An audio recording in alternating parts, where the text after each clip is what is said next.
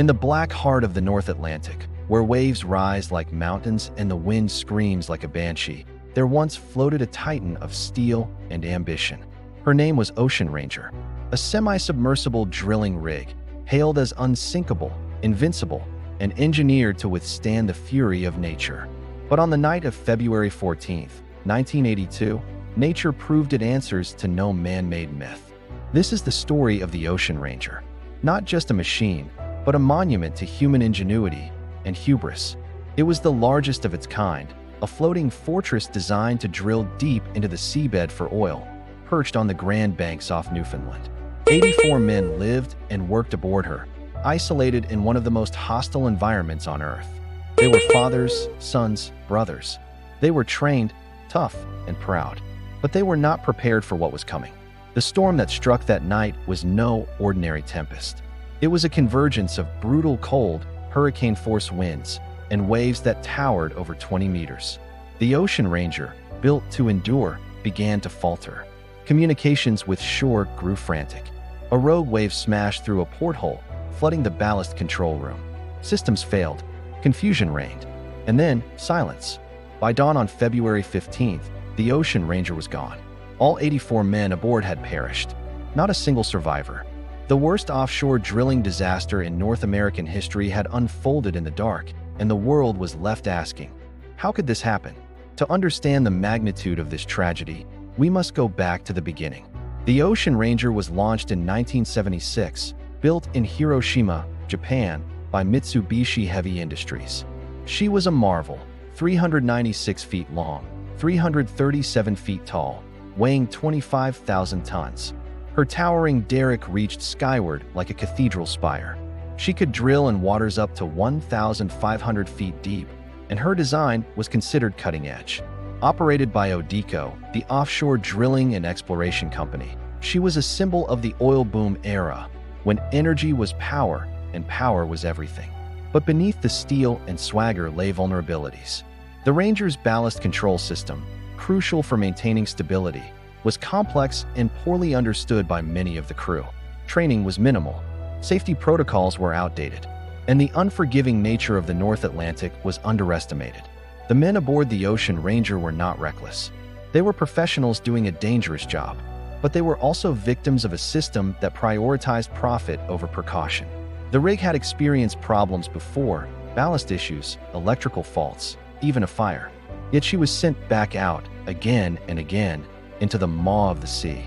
On Valentine's Day 1982, the Ranger was drilling an exploration well for Mobil Oil.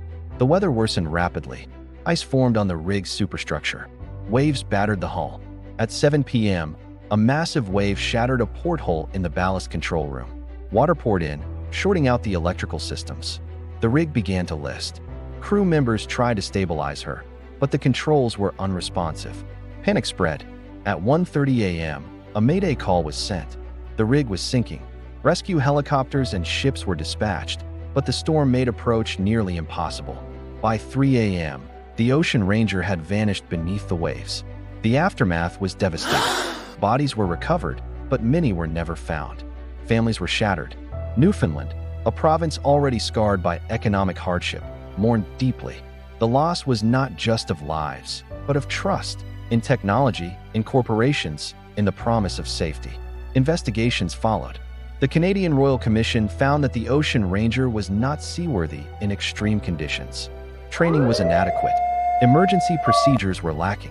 The ballast control system was fatally flawed. It was a cascade of failures, technical, human, institutional. But the story doesn't end there. In Part 2, we'll explore the lives of the men aboard, the haunting final hours, and the legacy of the Ocean Ranger. What does it mean to be stranded in the worst place on Earth? Not just physically, but emotionally, spiritually? What lessons were learned, and which were ignored? Stay with us as we continue to uncover the truth behind the Ocean Ranger. And ask yourself, when we build monuments to progress, do we also build altars to sacrifice? The Ocean Ranger was more than steel and circuitry. It was a floating village, a place where men spent weeks at a time, cut off from the world, bound together by duty and danger. Life aboard was routine, even monotonous, until it wasn't. The crew worked 12-hour shifts, ate in a communal mess, slept in cramped quarters, and found solace in letters from home. They joked, argued, dreamed. They were alive. Among them was 24-year-old David Henberry, a newlywed from St. John's. He had just returned to the rig after a brief honeymoon. There was also 27-year-old Leo Crocker, a father of two, who had promised his kids he'd be home in time for their birthdays. And 33-year-old Mike Doyle, a veteran of offshore drilling, who had seen storms before but never feared them. These men, and 81 others, were the heartbeat of the Ocean Ranger. On February 14, 1982, that heartbeat began to falter. As the storm intensified, the rig's crew scrambled to respond. The ballast control room, the nerve center for keeping the rig stable, was compromised. Water surged in through the shattered porthole, shorting out the electrical systems. The rig began to list dangerously. Attempts to manually override the ballast system failed. The Ranger was no longer responding. Outside, the sea was merciless. Waves crashed over the deck, ripping away equipment. The wind howled at over 100 kilometers per hour. Ice coated every surface, adding weight and danger. The crew donned survival suits, prepared lifeboats, and tried to stay calm. But the Ranger was sinking, and fast. At 1:30 a.m., the Mayday call was sent. "We're going down," came the voice over the radio. It was the last transmission. Rescue efforts were heroic but futile. Helicopters battled the storm. Ships searched the freezing waters. They found debris, empty lifeboats, and eventually bodies. But the rig itself had vanished beneath the waves. It took with it every soul aboard. The grief that followed was immeasurable. In Newfoundland, entire communities were shattered. Funerals were held without bodies. Children asked when their fathers were coming home. Wives clung to photographs. The Ocean Ranger had become a tomb. The Canadian government launched a royal commission to investigate. What they found was chilling. The rig's design was flawed. The ballast control system was vulnerable to flooding. The crew lacked proper training. Emergency procedures were inadequate. The Ranger had failed not just because of the storm, but because of systemic negligence. Mobil Oil, the company that had contracted the rig, faced intense scrutiny. But accountability was elusive. No criminal charges were filed. No executives were punished. The disaster was labeled a tragic accident, and life moved on. But for the families, there was no moving on. The Ocean Ranger became a symbol, not of progress, but of loss. Memorials were erected. Songs were written.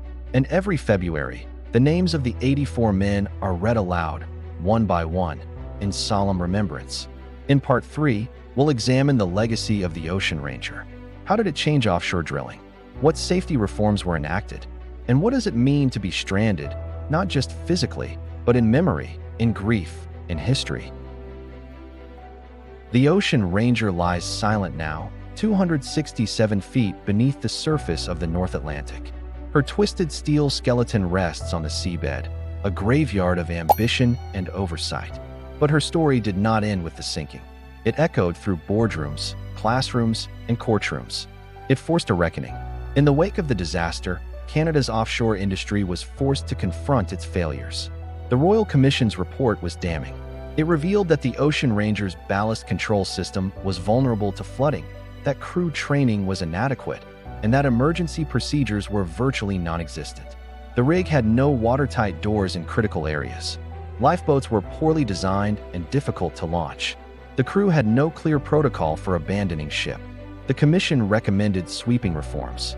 Rig designs were overhauled. Ballast systems were redesigned to be flood-resistant. Training standards were raised. Emergency drills became mandatory, and a new regulatory body was created, the Canada-Newfoundland Offshore Petroleum Board, tasked with ensuring safety and accountability. But for many, these changes came too late. The families of the 84 men lost aboard the Ocean Ranger received compensation, but no justice. No one was held criminally responsible. No executive faced trial. The rig was insured, the oil companies moved on, and the sea kept its secrets. Still, the Ocean Ranger became a symbol. In Newfoundland, her name is spoken with reverence and sorrow. Memorials stand in St. John's and other towns, etched with the names of the fallen. Songs like The Ocean Ranger by Ron Hines keep the memory alive. And every February 15th, bells toll in remembrance. The disaster also changed how we think about risk. It exposed the illusion of control in the face of nature's fury. It reminded us that technology, no matter how advanced, is only as strong as the people who build and operate it. And it raised a deeper question: what is the cost of progress? The men aboard the Ocean Ranger were not just workers.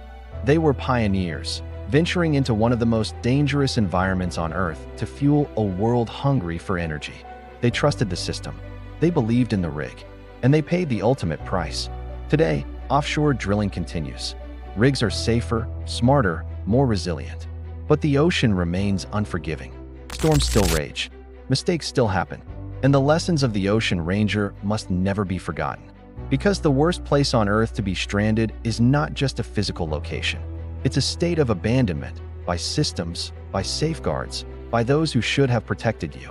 It's the moment when the illusion of safety shatters and you realize you are truly alone. So we end with a question, one that lingers like salt in the air, like the echo of a mayday call lost to the wind. When the next storm comes, will we remember the Ocean Ranger, or will we repeat her fate? Let us know what you think in the comments. What does safety mean in a world built on risk?